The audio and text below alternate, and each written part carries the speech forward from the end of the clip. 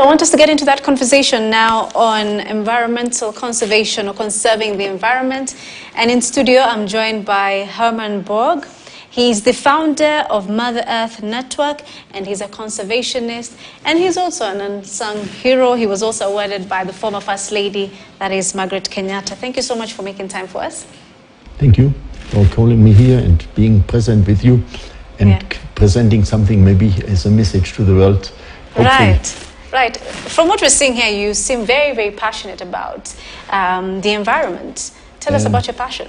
Yeah, it was not the priority for my mission work in Kenya when I came 40 years ago, but it turned out as very effective, and it has an input for the benefit for the society, for the local villagers. I lived 15, 17 years in Lower Subukia Valley, and in that area, in the parish, in those areas, in those times, we planted together with many people around 1 million trees. They are now tall, and they have changed the climate.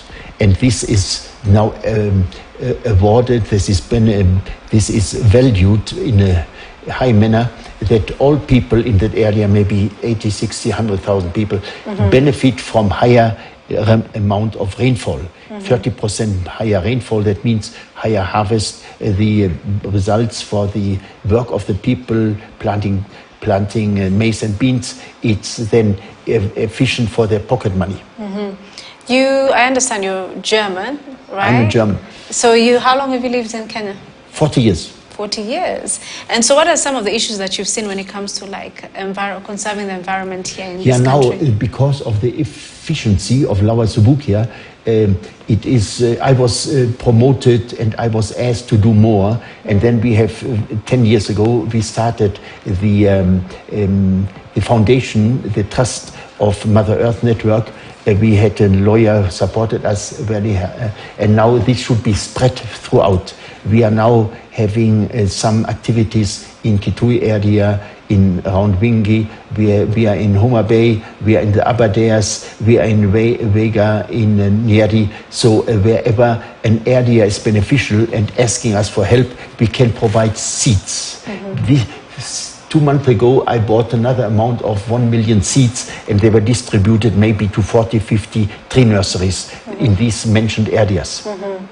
I know that you have a name, or there's a nickname, Baba Miti, right? Yeah. Where did that? Do you know where that came from? Yes, the first person who was interested writing something, the Seed magazine of the Consolata fathers, the Mike mentioned in his writings and created this name, Baba Miti, and it is now a bit spread even in the areas of my friends, and so they call me by nickname, and everybody is laughing, definitely. So, and I now can, in this context, I call myself Father of Mother Earth. Right, that is so interesting.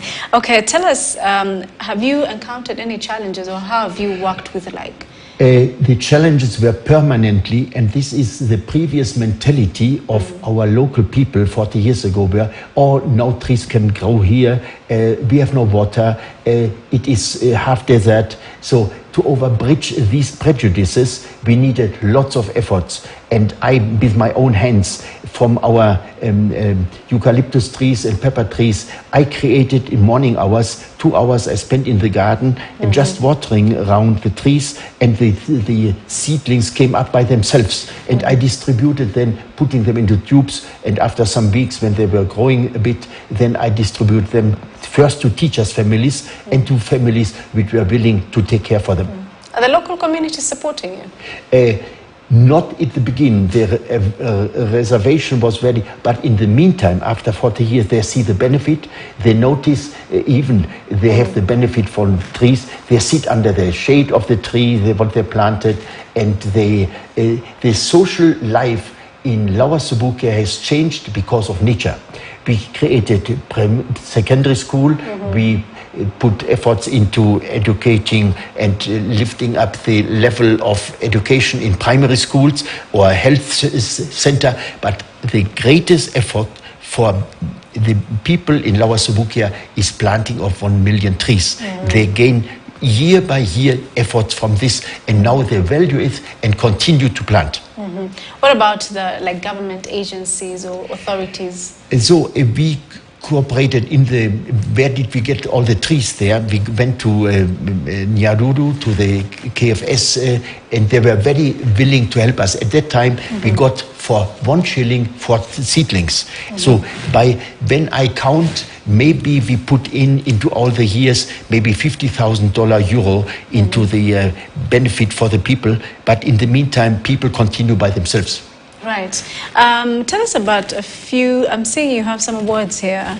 The Kenya Forest Service. What were you involved in at this particular time? Yes, I think Eco Challenge started 10 years ago, gave me a silver award, and we had a big celebration there, and I'm invited each year where their celebration is. That was around, I think, in 2011. Right. Yeah, then some years ago, 6 years ago, in Karura Forest, our First Lady, Margarete Uhuru, presented to me this award of an unsung hero. And in the very same year, I went to Colombia, to Cartagena, and got from the Society of Diversity this award. I had to approach 1,500 PhD students with my words of what can you do and say about environment. So it was a benefit for myself to be present there and to be a bit appreciated. Pretty nice.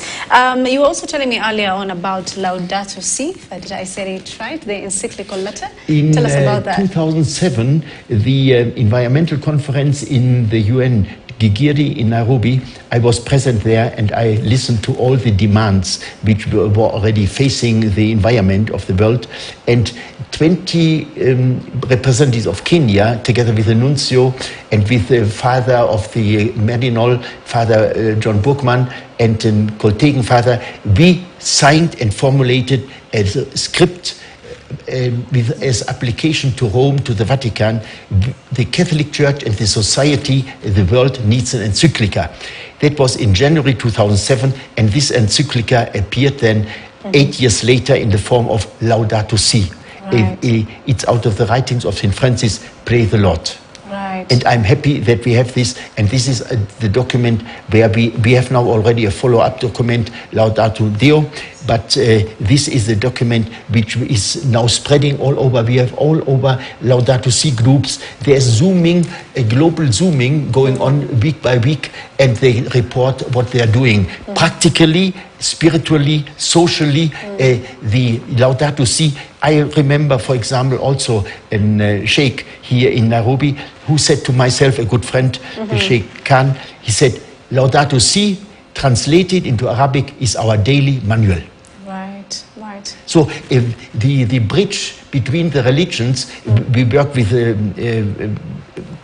youth, with the Hindu youth, in the International Youth Forum here in Nairobi, year by year, and it is our common concept to work together. And even our efforts for, it is not only that we look and say the parishes have to create new tree nurseries and the diocese have to do more, or the church in Amasia area has to do more. So it is in common. We do efforts in common. Together with the Hindu Council of Nairobi, 2 years ago, I was in Aberdares in Jabini, and we planted with around 100 people, 5,000 seedlings. Right. Thank you very much. This has been interesting, talking about, of course, environment conservation. Thank you for your time. That was Father Herman Borg. He's the founder of Mother Earth Network. If you want to know more about his foundation, of course, you can go to the website, that is motherearth.org, to get more information on how to also support them in just conserving the environment. Right, I want us to now go to Moi Educational Center, where there's